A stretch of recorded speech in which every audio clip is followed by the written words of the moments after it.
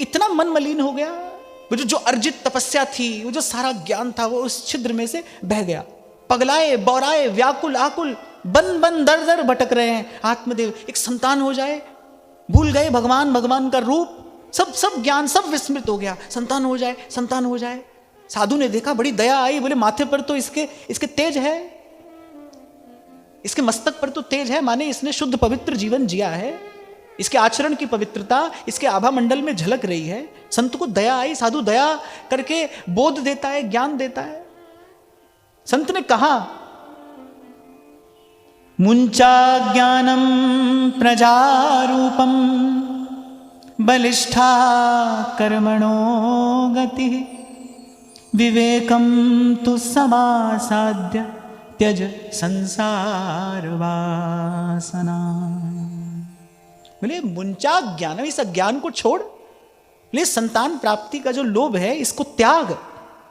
और कहा शिणु विप्र, और बोले ध्यान से सुन, सप्त जन्मावधि तब पुत्रो नैव च। बोले मैं तेरे मस्तक की रेखा पढ़ पा रहा हूं, और तेरे मस्तक की रेखा पढ़कर मैं तुझसे कह रहा हूं कि तुझे 7 जन्म में भी संतान प्राप्ति का योग नहीं है। इस जन्म में नहीं, 7 जन्म में भी। और कह रहे विधाता ने जो लिखा है उसको स्वीकार करने में ही हित है। आजकल देखने में आता है, जाने कहां से ये कुरीतियां भारत जैसे देश में आ गई, कहां से। मैं तो इसे विज्ञान की उन्नति नहीं समझता, मैं तो इसे मनुष्य की मूर्खता समझता हूं। कौन चुनौती दे देगा इस सत्य को, इस सिद्धांत को कि भाई जो मधुरता, जो मिठास, जो पोषक तत्व प्रकृति प्रदत्त फल में होते हैं वो मनुष्य के द्वारा रची किसी भी वस्तु में हो ही नहीं सकते। कौन चुनौती दे देगा इस बात को। और मैंने तो एक और बात भी जीवन में अनुभव की कि प्रकृति अगर आपको कुछ नहीं देना चाह रही है और आप बलपूर्वक, हठपूर्वक उसको प्राप्त करने का प्रयास करते हैं, तो प्राप्त करके भी आप अंत में होंगे पीड़ित ही। प्राप्त कर लेंगे आप, क्योंकि भगवान ने ऐसा विधान भी बनाया है, जब से, तप से, मंत्र से, अनुष्ठान से, औषधि से बहुत कुछ यहां पर प्राप्त किया जाता है। जो प्रारब्ध में नहीं है वो भी कभी कभी कोई किसी के आशीर्वाद से प्राप्त कर लेता है। पर जो सुख संतोष में है ना, वो भाई खींच तान कर प्राप्त करने में नहीं है। बड़ी सुंदर बात कबीर कहते हैं बिन मांगा तो दूध है, बिन मांगा तो दूध है, और मांग मिले तो पानी। बिन मांगा तो दूध है और मांग मिले तो पानी, और कह कबीर वो खून है जामे खींचातानी। चाहे वो खींचातानी प्रभु से ही क्यों ना की जा रही हो। क्योंकि देखने में आता है ना, संतान नहीं है तो दर दर जीव भटक रहा है, कुछ भी करने को तैयार हो जाता है। मूल में क्या है? अविद्या है, अज्ञान है। अज्ञान के मूल में क्या है? सत्संग का अभाव है। इसलिए कल आपको निवेदन किया मैंने कि परिस्थिति तो अच्छी बुरी आती रहती है, जाती रहती है, सुख दुख भी जीवन में आता रहता है, जाता रहता है, लेकिन जिसके जीवन में सत्संग होता है ना, वो पथच्युत नहीं होता। दुख तो आ जाता है, बड़ा दुख आ जाता है, लेकिन वो सद्मार्ग नहीं छोड़ता, वो सद्मार्ग से च्युत नहीं होता। एक और बात मैं यहां अपने अत्यंत अल्प से अनुभव से कह रहा हूं, महापुरुष वो जो थोड़ा सा कष्ट सहते हैं ना धर्म के पालन और धर्म की रक्षा के लिए, उसका परिणाम प्रकृति बहुत बड़े सुख में देती है संसार को। संसार उस त्याग और बलिदान का बहुत बड़ा फल पाता है। महापुरुष का किया हुआ त्याग संसार को सुखी करने के लिए होता है।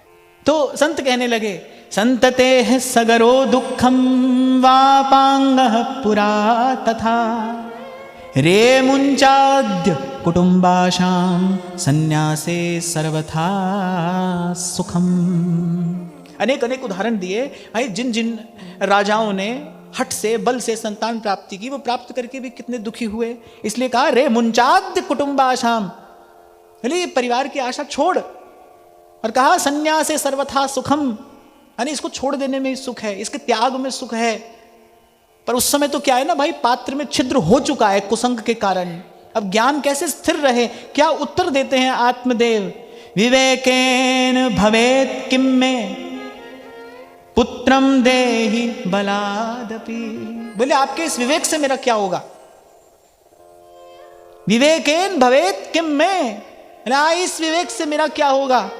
पुत्रम देहि बलादपि, बोले पुत्र दीजिए मुझे आपके ज्ञान की आवश्यकता नहीं है, मुझे पुत्र की आवश्यकता है। ज्ञान तो मुझे भी बहुत है, आत्मदेव मन में सोच रहे हैं, लेकिन ज्ञान तो हमको भी बहुत है। ये जो उदाहरण आप हमको दे रहे हैं ये सब हम पढ़ चुके हैं। फिर मुझे तो आप अपने प्रताप से पुत्र प्रदान करिए। नो चेत त्यजाम्यहं प्राणान् स्वदग्रे शोकमूर्छितः, बोले नहीं तो अभी अभी इसी समय इसी क्षण आपके सामने मैं ऐसे ही म्लान मुख और प्राण त्याग दूंगा। अब उन संत ने मन में विचार किया, भले इस समय इसकी दशा वस्तुतः दशा नहीं दुर्दशा है, इसकी वस्तुतः इस समय दशा नहीं ये दुर्दशा है। दुर्दशा माने जब अच्छी बात समझ में ना आए। दुर्दशा का अर्थ क्या है? जब अच्छी बात, जब हित की बात समझ में ना आए, अर्थात उस समय मन की चित्त की दुर्दशा हो गई है। भली बात समझ में नहीं आ रही और स्वार्थ में कुसंग में पड़ के जीवन का परिणाम यही आता है। भाई आपने भी देखा होगा, मैंने भी देखा है, ऐसा समय आ जाता है जब किसी को उसके हित की बात अच्छी नहीं लगती। अरे यहां तक का प्रसंग मैंने तो देखा है, हित की बात बताने वाला शत्रु लगने लगता है, अच्छी बात बताने वाला वो बैरी लगने लगता है। इतना मलिन हो जाता है अंतःकरण कि हित का विचार नहीं रहता, विवेक शून्य। और मैं पुनः कहूं, स्वामी श्री शरणानंद जी महाराज कहते थे जो विवेक शून्य है वो पशुवत नहीं है, वो पशु से गया बीता है। वो पशुवत नहीं है, वो पशु से भी गया बीता है, जो विवेक शून्य हो गया है। और आप सब परत हटाकर देखेंगे मूल में क्या निकलेगा? कुसंग। मैं तो कई बार आपसे कहता हूं ना कि कलयुग के मूल में भी क्या है। संतों के मुख से ऐसे सुनने में आया कि महाराज परीक्षित ने जरासंध का मुकुट पहना, उसके स्पर्श से वस्तु के उस कुसंग से अशुद्धि आई, न करने योग्य कुछ काम उनके हाथ से बन गया। क्या परिणाम आया? कुसंग का परिणाम क्या है? कुसंग का परिणाम कलयुग है। जब काम का, क्रोध का, लोभ का प्राबल्य हो जाए, मोह का अंधेरा जब घना हो जाए, जब रोम रोम में अहंकार गूंजने लगे, उसी का नाम कलयुग है। तो संत ने मन में विचार किया कि भाई इस समय इसको ज्ञान देना व्यर्थ है। संत ने कहा कि अरे एक बार विचार कर, राजा चित्रकेतु, उन्होंने महर्षि अंगिरा से बलात् पुत्र प्राप्त किया, सुख मिला। महर्षि अंगिरा ने आशीर्वाद तो दे दिया, लेकिन साथ में यह कह दिया कि ये पुत्र थोड़ा सा सुख और बहुत बड़ा दुख देगा। पर उस समय मन बुद्धि ऐसे थे, बोले हाँ ठीक है, बाद में जो होगा देखा जाएगा। यही तो मनुष्य करता है, वो कह रहे अरे आज कर लो, कल देखा जाएगा। पर भाई कल देखा नहीं जाता है, कल देखा नहीं जाता है। कान लगाकर, ध्यान लगाकर सुनिए संत क्या कह रहे हैं।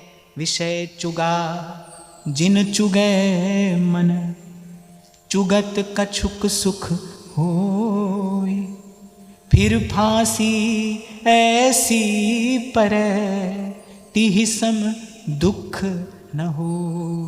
तो पहले तो जाल में फंसिए मत, और फंस गए हैं फिर जब तक निकल नहीं जाते तब तक प्रयास करते रहिए, तब तक माला चलती रहे।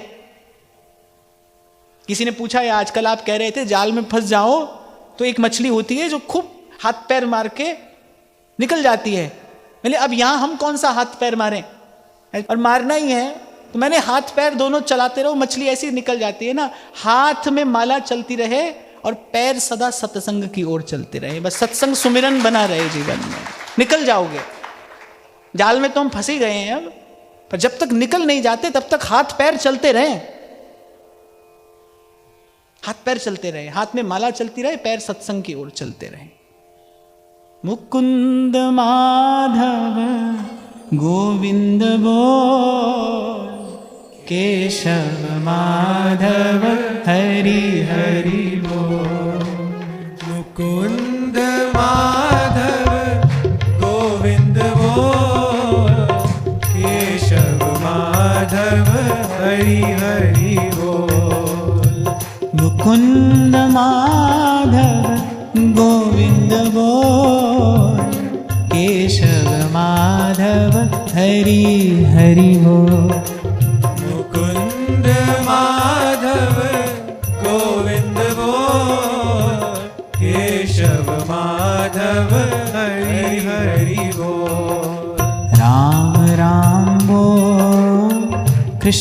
कृष्ण बोल।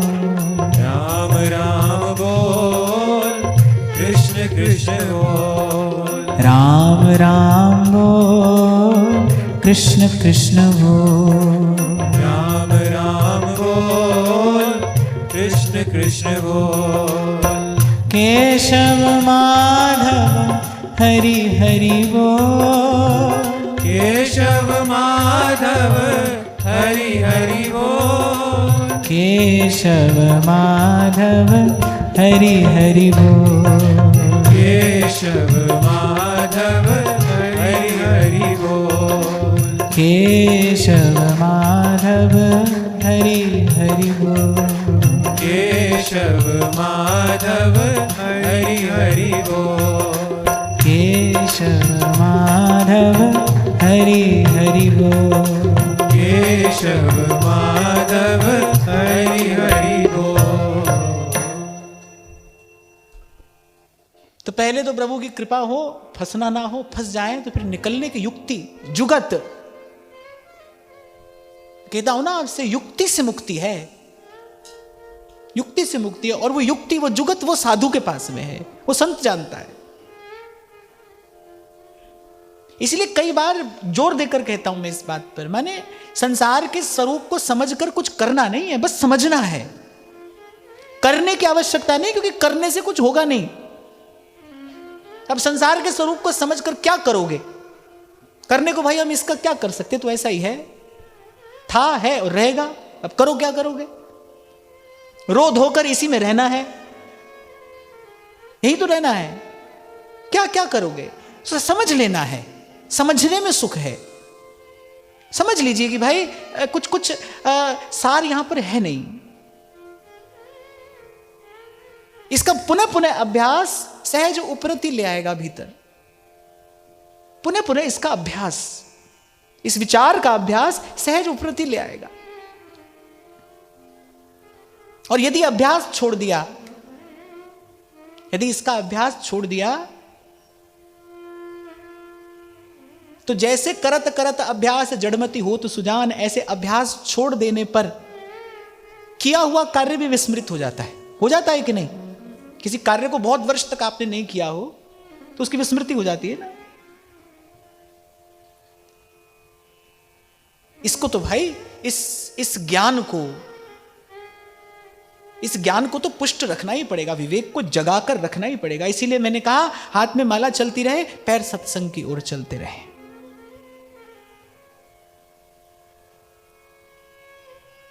तो संत ने देखा भाई इस समय इसको समझाने का कोई लाभ नहीं है। उस समय तो वो मूढ़ प्राय हो गया है। हाँ, पर संत भी जिससे मिले कल्याण तो उसका कराकर ही छोड़ते हैं। अब संत ने भी युक्ति की, क्योंकि भाई साधु किसी को संसार में फंसा नहीं सकता, वो तो निकालने के लिए है। हरि तो कुटुंब जाल में गेरी, पर गुरु ने काटी ममता मेरी। वो निकालने के लिए है, फंसाने के लिए नहीं है। तो तपस्वी महात्मा थे, सिद्ध महात्मा थे, योगी थे। एक फल दे दिया, बोले जाकर अपनी पत्नी को खिला देना। आत्मदेव बड़े प्रसन्न, जाकर फल पत्नी को दिया। पर पत्नी कौन है? धुंधुली, धुंधुलाती थी धुंधुली।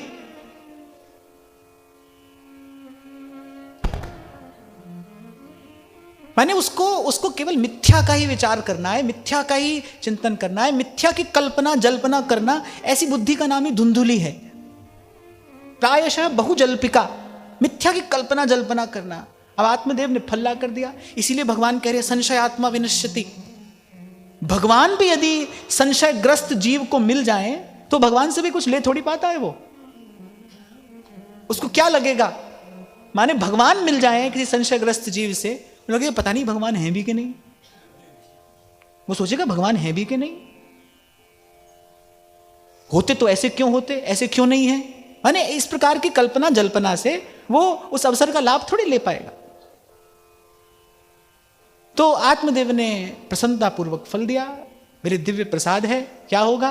हमें पुत्र की प्राप्ति होगी। अब आत्मदेव तो फल देकर चले गए, और वो धुंधली मन में क्या विचार कर रही है? बोले कि अगर मुझे गर्व हो गया तो बड़ी पीड़ा होगी, बड़ा कष्ट सहना पड़ेगा। गर्भकाल तो बड़ा पीड़ादायक होता है। अब यहां से उसकी जल्पना शुरू हुई, उसके बाद क्या सोचती है, और गर्भकाल में चोर लुटेरे आ गए गांव में तो भागकर कैसे जाऊंगी, और गर्भ को ही पेट में कुछ हो गया तो प्राण संकट में आ जाएंगे। हुआ कुछ भी नहीं और होना भी कुछ नहीं है। और ऐसी ऐसी बुद्धि हम सबके भीतर है, ऐसी ऐसी बुद्धि हम सबके भीतर है। क्यों संत कह रहे हैं बिन विश्वास भगति नहीं। विश्वास प्रकाश है और संशय अंधकार है। पर मैं तो ऐसा समझता हूं कि या तो विश्वास होता है या नहीं होता। विश्वास के होने और ना होने के मध्य में कुछ नहीं होता। विश्वास के होने ना होने के मध्य में संशय ही है, और गहरा संशय है। बल्कि मैं कहता हूं इसमें एक रोग और है, भ्रम का रोग, कि मुझे विश्वास है, थोड़ा विश्वास है, ये रोग और है, जबकि है नहीं। तो इस प्रकार की सब मिथ्या चिंतन वो करने लगी। और अंत में धुंधुली ने क्या निर्णय लिया कि भाई ये फल मैं नहीं खाऊंगी। लो संत मिल गए, संत से प्रसाद मिल गया, पर वो बुद्धि कैसी है, वो मिले हुए प्रसाद का भी लाभ नहीं ले पा रही है। इसलिए कहा भाई सबसे बड़ा रोग जो है वो संशय का रोग है। कब नाचे कबीर, कब सुख पाया, जब मन का संशय भागा।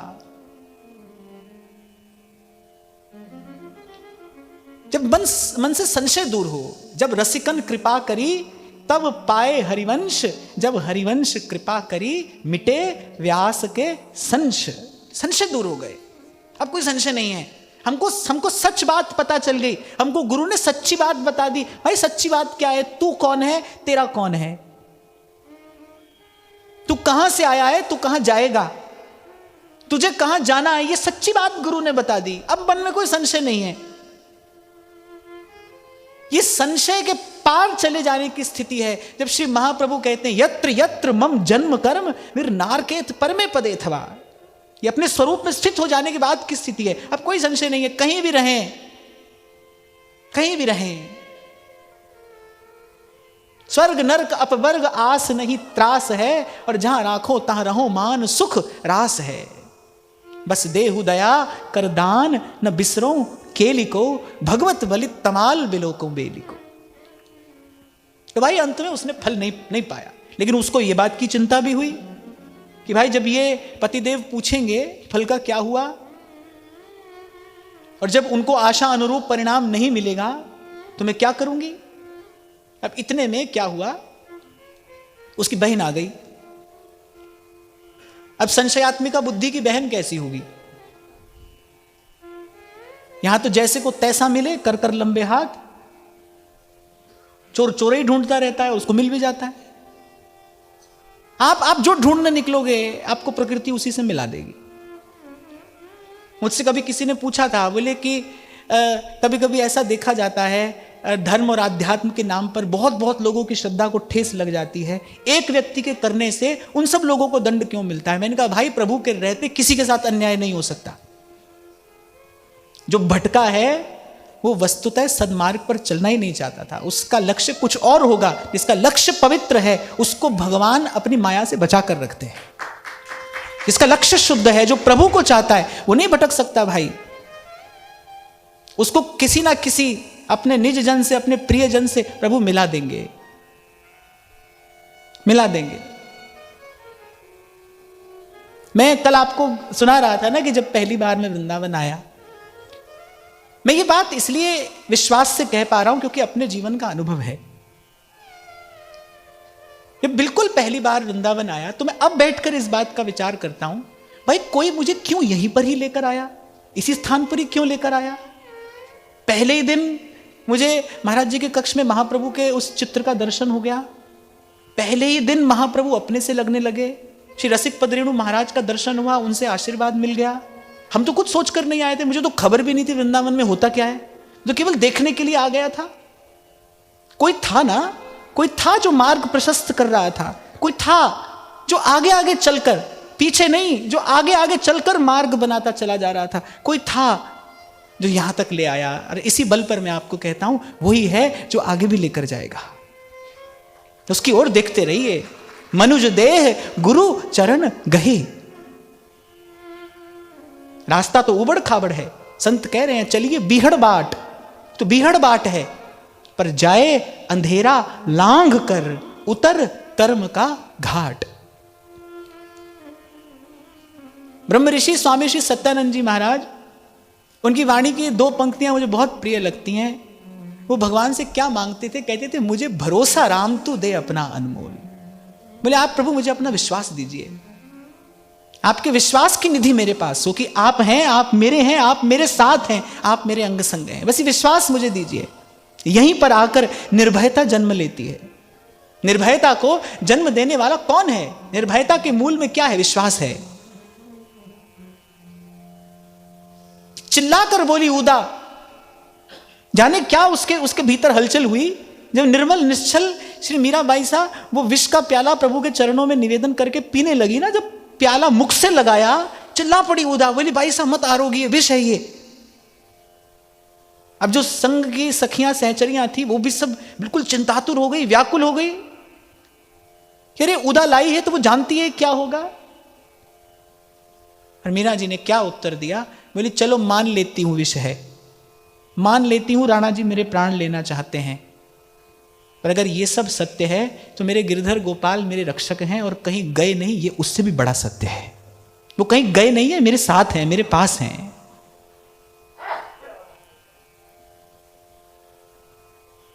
तो आ गई उसकी बहन, उसने कहा अरे इस ये कोई चिंता की बात है, इसका उपाय तो मैं किए देती हूं। उसने कहा कि मैंने अभी अभी गर्भ धारण किया है, तू मेरे संग में चल, तू हमको कुछ रुपया देना और मैं 9 महीने के बाद बालक तेरे हाथ में धर दूंगी, तू बालक लेकर आना और पति से कहना पुत्र हो गया। अब उसको लगा ये तो बहुत सरल उपाय है, इसका फल का क्या करूं? बोले फल अपनी गैया को खिला दो। अब फल जो था वो घर में बंदी गैया को खिलाकर बहन के संग चल दी कि भाई जब अब बालक हो जाएगा तब लौट आऊंगी। अब बालक हुआ, बहन का बालक हुआ, वो लेकर आ गई। और वहां जब गौ को फल खिलाया गया था, अब भाई फल तो अमोघ था, वो तो एक सिद्ध योगी का आशीर्वाद था, वो कैसे व्यर्थ जाता। अब फल अमोघ था, अब उसको भी बालक हुआ, बड़ा दिव्य बालक। अब बालक कैसा है? बिल्कुल मनुष्य के आकार का है, केवल जो कान है वो गौ के हैं, इसलिए नाम पड़ा गोकर्ण। पर इसमें भी एक बात है, कान गौ के हैं, अर्थात अभी मैंने आपसे कहा ना उस समय क्या हुआ, इससे आपको मुझे क्या मिल रहा है। अब वो तो हुआ सो हुआ, वो तो महर्षि वेद व्यास को पता है क्या हुआ, हमको क्या पता क्या हुआ, हमको क्या मिल रहा है यहां से। गोकर्ण, कान गौ के हैं। गौ अर्थात सत्वगुण, माने जो कान से शुद्ध बात सुनता है, जो कान से भगवत वार्ता का सतत श्रवण करता है, वो गोकर्ण है। जो पवित्र वार्ता का श्रवण करे वो गोकर्ण है। और वहां धुंधुली के जो पुत्र हुआ उसका नाम क्या है? धुंधुकारी। धुंधुकारी अर्थात मोह। जो संशयात्मिका बुद्धि है उसका अंतिम परिणाम क्या है? मोहांधकार। वो अंत में जीव को उसी मोह के अंधकार में, उसी गर्त में जाकर धकेल देती है। अरे भाई मैंने देखा है, इसी अल्प से जीवन काल में मैंने देखा है, पूरा जीवन इस संसार में घिस पिट जाने के बाद, जर्जर गात हो जाने के बाद, कंपित गात शरीर पड़ा है, रुग्ण है, रोगी है, शैया पर पड़ा है, और पूछो चाहिए क्या? बोले पोते का ब्याह हो जाए, ये चाहिए, ये चाहिए, इसकी इच्छा है। ये इसे कहते हैं जीवन की और जीव की दुर्दशा। कभी किसी पर विश्वास किया नहीं, संत को अपना माना नहीं, संत की बात पर भरोसा किया नहीं, मनमानी चाल से चलते रहे, चलते चलते अंत में कहां पहुंचे? चलते चलते अंत में यहां पहुंचे। फिर पशुवत जीवन जीने की तैयारी है, यहां पर पहुंचे। पशुवत जीवन जिया, पशु से भी गया बीता जीवन जिया, अब पुनः उसी की तैयारी है। मैं उस दिन आपको कह रहा था ना कि वो व्यक्ति कह रहा है मैं पिछला जन्म बताऊंगा। अरे पिछले से क्या होता है, अगला बताओ। उसको मैंने यही कहा, मैंने कहा भाई तू दिन भर भूतकाल का चिंतन करता है, भूत ही बनेगा। प्रभु का चिंतन करने वाला, हरि को भजने वाला हरि को पाता है, हरि को भजे सो हरि का होई। और प्रभु के अतिरिक्त जो किसी भी कल्पना जल्पना में लगा है, उसका पिछला कुछ भी हो, आज भी बिगड़ा है और अगला भी बिगड़ने वाला है। आज भी बिगड़ रहा है और अगला भी बिगड़ने वाला है। अब वो धुंधुली का पुत्र है, धुंधुकारी। अब देखो नाम भी धुंधुली ने क्या रखा, बोले नहीं, पिता से संबंधित नाम नहीं होना चाहिए, माता से संबंधित नाम होना चाहिए। पिता तो आत्मदेव है, कोई सुंदर सा नाम हो सकता था, पर वो धुंधुली है, उसको तो अच्छी बात अच्छी लगती नहीं ना, उसको हित की बात हित की लगती ही नहीं। कलह प्रिया वो है, उसको तो छोटी छोटी बात पर कलह प्रिय लगता है। ऐसे ऐसे ऐसे लोग देखे हैं मैंने, उनको जो आप सीधी बात को, वो उससे विपरीत आचरण आपको करके दिखाएंगे और वो इसी में अपने जीवन की जय समझते हैं, वो उसी में अपने जीवन की विजय समझते हैं। आत्मदेव ने कोई सुंदर सा नाम सुझाया, बोले नहीं नहीं, नाम होगा धुंधुकारी, ये मेरा पुत्र है, माता से संबंधित नाम होगा। अब पिता के मन में संशय तो उसी समय हुआ, बोले माता से संबंधित नाम तो ठीक है, माता से संबंधित काम नहीं करने लगे। संशयात्मिका बुद्धि से संबंधित काम कैसे होंगे, भला काम तो उससे भी नहीं होगा। और वही हुआ अत्यंत अपवित्र उस धुंधुकारी का आचरण। जो पिता ने अर्जित किया था, यश सम्मान धन संपत्ति समृद्धि, सब गंवा दी, सब लुटा दी, सब नष्ट हो गया। और आज माथे पर हाथ धर कर आत्मदेव रो रहे हैं कि भाई वो संत ठीक कहते थे, ऐसी संतान होने से निस्संतान होना सहस्र गुना श्रेष्ठ है। पर अब पछताए हो तो क्या, अब तो समय चला गया, अब तो जीवन चला गया। इसलिए अभी मैं आपसे कह रहा था, जो लोग इस सूत्र पर चलते हैं ना कि आज कर लेते हैं कल देखा जाएगा, कल आपसे देखा नहीं जाएगा भाई, सावधान रहना, कल नहीं देखा जाएगा। वो जब देखने का समय आता है ना, उसे झेलना बड़ा कठिन होता है, बड़ा कठिन। इसलिए आज संभलिए, अभी संभलिए, हरि पद भज न विलंब कर, न विलंब कर। अब जब आत्मदेव रोने लगे, हताश निराश हो गए कि ये मैंने क्या कर डाला, अब स्मृति हुई,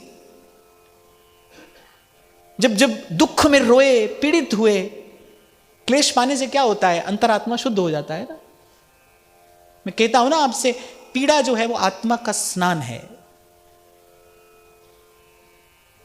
एक बड़े अच्छे चिंतक हुए हैं रूमी, उन्होंने एक बात कही है, मुझे बहुत अच्छी लगती है। वो कहते हैं कि pain is the crack from where the light enters. बोले जो पीड़ा है ना, बोले वहीं से वो दिव्य प्रकाश जो है वो जीवन में प्रवेश करता है। पीड़ा एक दरार डालती है, दीवार में एक दरार डालती है पीड़ा, और बस उसी दरार से वो दिव्य प्रकाश जो है वो प्रवेश करता है। जब पीड़ा होती है ना, जब असफल होते हैं हम, जब निराश हताश होते हैं, जब लगता है कि भाई सब करके भी क्या मिला, बस वो निराशा फिर आपसे विचार कराती है, भाई क्या इसीलिए आए थे, क्या यही पाने के लिए जीवन मिला था। फिर सत्संग की ओर कान जाता है, फिर सत्संग की ओर ध्यान जाता है। हाँ, ये तो मैं कहूंगा वो भी किसी बड़भागी का जाता है, नहीं तो व्यक्ति उसी में रोते रोते मरता है, रोते रोते फिर जन्म लेता है, फिर रोते रोते मर जाता है। हंसता हंसता तो कोई जाता है ना, कबीर जैसा। कबीरा जब हम आए जगत में, जग हंसा हम रोए, अब ऐसी करनी कर चले, हम हंसे जग रोए, हम हंसे जग रोए। बहुत साल पहले ये एक पंक्ति मैंने कहीं पढ़ी, मुझे बहुत अच्छी लगी। Pain is the crack from where the light enters.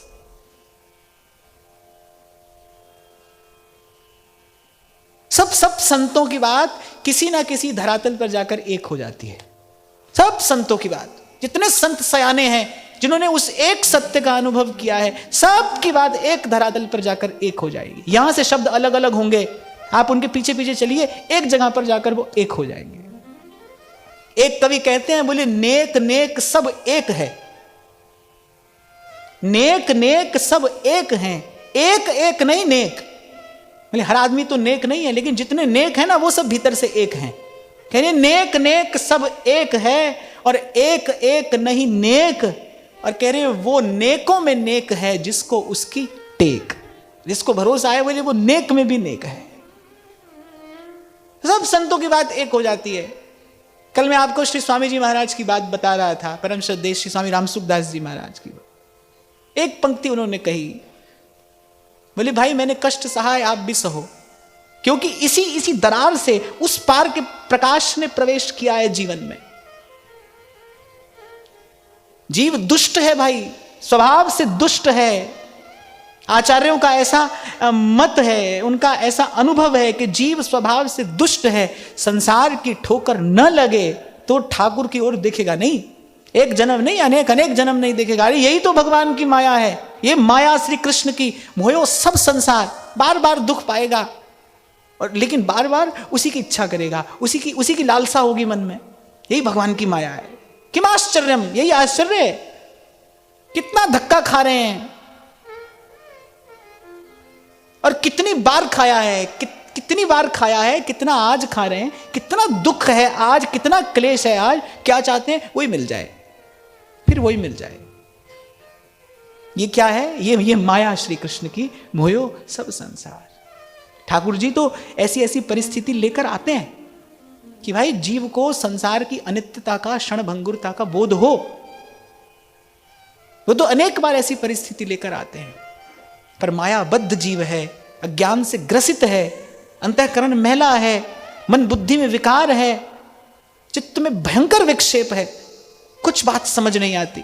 कितना समझाया था संत ने। अरे कभी संत की बात मानने से भी हानि होती है। संत ते होए न कारज हानि। एक बात गांठ बांध लेना भाई, साधु की बात से लाभ नहीं हुआ ना तो हानि तो कभी नहीं होगी। साधु ते होए न कारज हानि। संत समझा रहे हैं, मत मांग, इसमें सुख नहीं है, बड़ा दुख पाएगा। पर वो कह रहा है नहीं, यही चाहिए, यही दीजिए। क्या हुआ? कितनी बड़ी हानि, जीवन हाथ से खो दिया। वो जीवन जो एक एक क्षण भगवत भजन में जाता, वो तो ब्राह्मण है, जन्म से गुरु हैं, आप भी जपते और औरों को भी जपाते। वो जीवन जो भगवत भजन में जाता, वो जीवन पुत्र के मोह में, उस संताप में और उस मोह जनित क्लेश में चला गया। देवदास जी कहते हैं ना, ताको रहिए रोए, ताको रहिए रोए।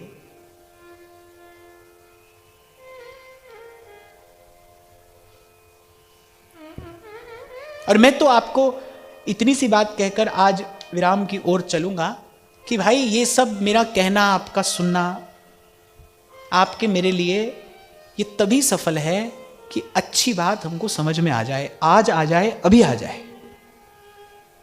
इतनी बात हमारी बुद्धि में आ जाए कि बहुत गई थोड़ी रही और 100 बीती जाए। बहुत चली गई भाई, थोड़ी है और वो भी जा रही है। कोई ना समझे मेरे पास बहुत समय है।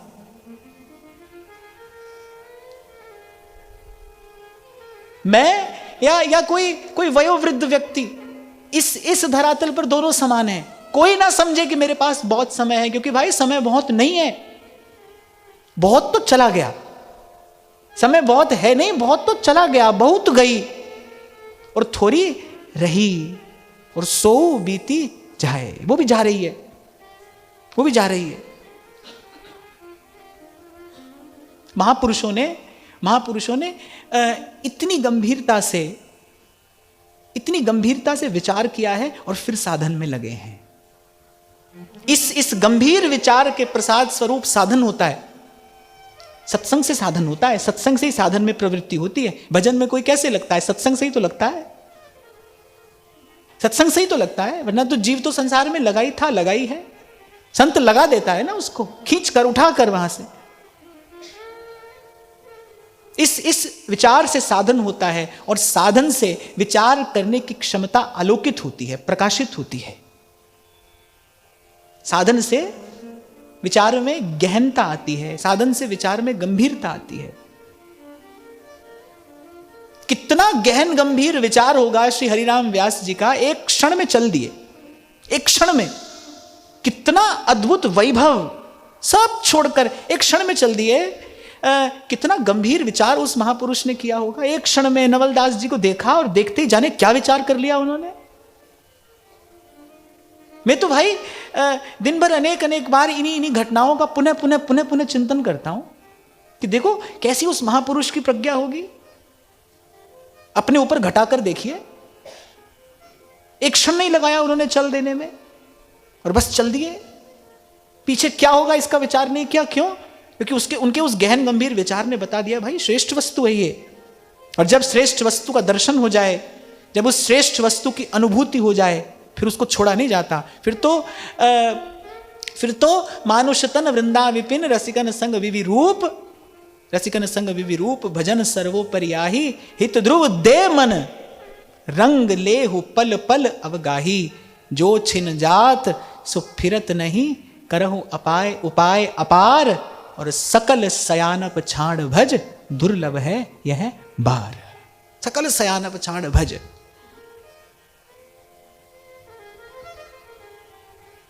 तो भाई आप यहां से सुनते हो, सुनते भी रहना, पर साथ साथ विचार भी अवश्य करते रहना। आज की वार्ता यहीं श्री जी के चरणों में निवेदन करते हैं। महाराज जी के चरणों में प्रणाम। आप सबके हृदय स्थित प्रभु को नमन।